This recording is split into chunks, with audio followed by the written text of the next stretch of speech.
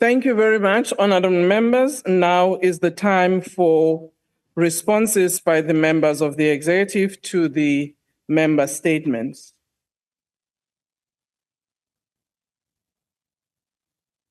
I've got Honorable Steenhuisen online. Thank you very much, Madam Speaker. And it was very interesting to hear the Umkhonto we Sizwe parties challenge against Mr. Advocate Paul Pretorius. Now, there's a very good reason that the party of state capture would not want to see someone like Advocate Paul Pretorius getting into a position where finally we could start to put the perpetrators of state capture who've cost our country billions and billions of rands in lost opportunities.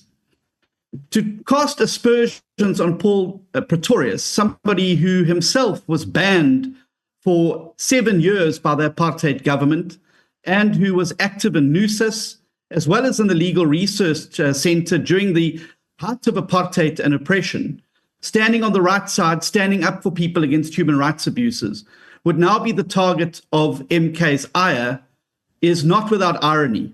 Of course, many of those people sitting in that party today would no doubt be the recipients of a good, firm hand at the NPA to secure prosecutions and hold them finally accountable. Madam Speaker, this is not unlike the traditional behavior of the MK party, whose leader has waged a crusade against Billy Downer, also a prosecutor in the arms deal case. Very unsuccessfully, I might add, as his latest bloody nose in court demonstrated. The government of the people of South Africa and the GNU will continue to act without fear and favor. Honorable member, if we can stop a bit, there's a point of order. So what's the point of order? Point of order. I think the minister is misleading. MKP is not a party of corruption. Can you just please Well, honorable member, order, can I advise you that in terms of our rules, if a reference is made to a party other than individual, it's not unparliamentary. Thank you. Can you proceed, honorable member? Not only are they a party of corruption, they're a party of state capture, and many of the state capturists sit in their benches. And that is why many of them, including their leader, are absolutely terrified at the prospect of Mr. Pretorius finally ensuring that they end up where they belong. Honorable member, Honorable member, can you please withdraw that? You did not raise your point of order. I've recognized one of your members, your chief whip, and you just used the mic.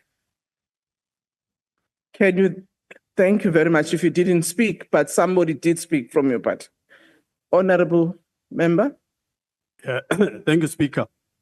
Speaker, I'm writing on a point of order in terms of Rule 85, that the minister is busy casting aspersions on a member of a designated member, a very important person in the MK party, the leader of the MK party. He is not supposed to be doing that. Thank you.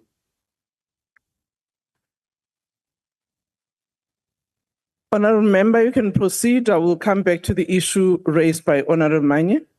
Well, Honorable Manyi, I'm amazed that he hasn't read the rules, because he would know that that member is not a member of the House and therefore is not protected by the rules. But you are talking nonsense. And we know him. We know him by his real name. Can you please switch off your mic?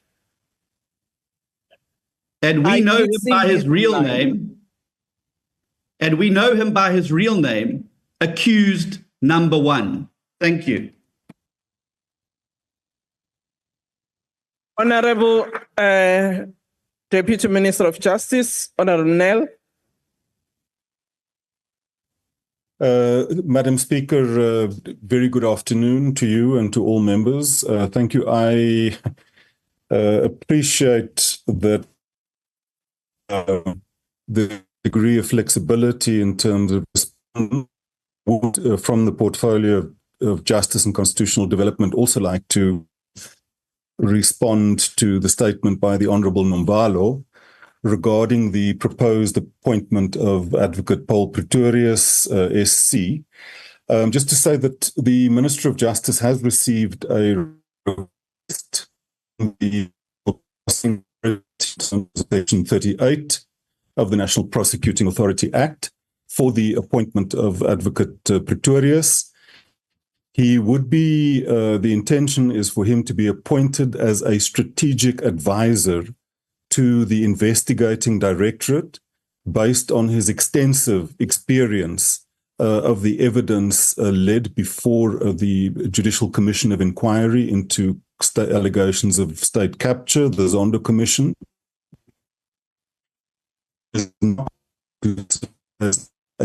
Honorable Nel, your network doesn't seem to be stable. Okay. Is it better now? If you can switch off the camera so that you can improve your bandwidth. Certainly. Thank you. Is that better? Yes. Yeah. Advocate Pretorius, the intention is for Advocate Pretorius to be appointed in terms of Section 38 of the NPA Act as a strategic advisor to the investigating directorate of the NPA based on his extensive knowledge and experience of the evidence led before the Zondo Commission. He is not being appointed as a prosecutor in any of those matters, and accordingly, the question of a conflict of interest does not arise. We understand that in the words of Joel Nechitenje, that the beneficiaries of state capture will not give up without a fight. But nonetheless, we appeal to all members of this august House to stand united in the fight against corruption and state capture. Thank you. Thank you, Honorable Msoledi.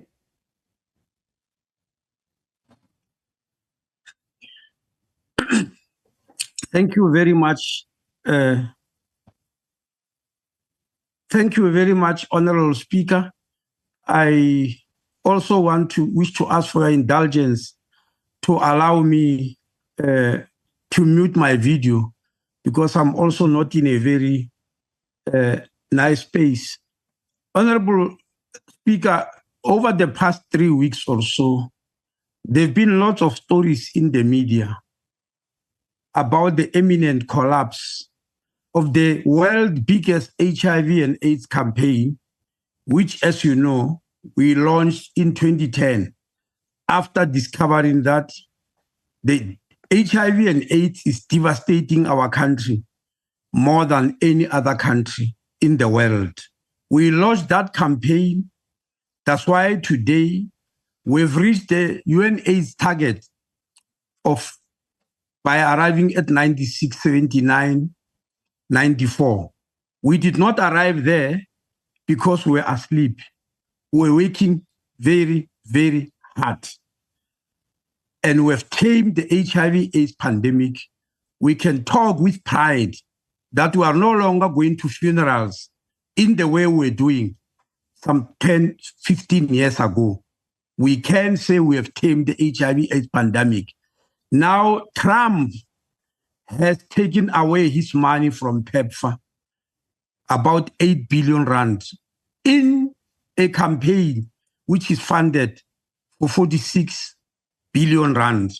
We are now told that our campaign has either collapsed or is about to collapse, and this has been in the media. I discovered during the question and answer of the Deputy President that Dr. Leroux, a member of the Portfolio Committee, who got the presentation on this issue, is part of this campaign. And today he has come out very openly. Honorable Speaker, we are preparing a thorough response to this. And if the rules allow, I would like to come and address this House, Parliament, about the steps we have taken and we are going to continue to take to show that there is absolutely no collapse of the HIV/AIDS pandemic. In the instance of bringing this false news to the population, I even heard Dr. Leroux last week during the question time misleading the nation, telling them that the Department of Health failed to apply for something called emergency funding that we should have done so in February. I was surprised. I've been in this government for ages. I did not know about something like that. I know there are disaster funds, but the Thank you, emergency Honorable fund- Member. Your time is up.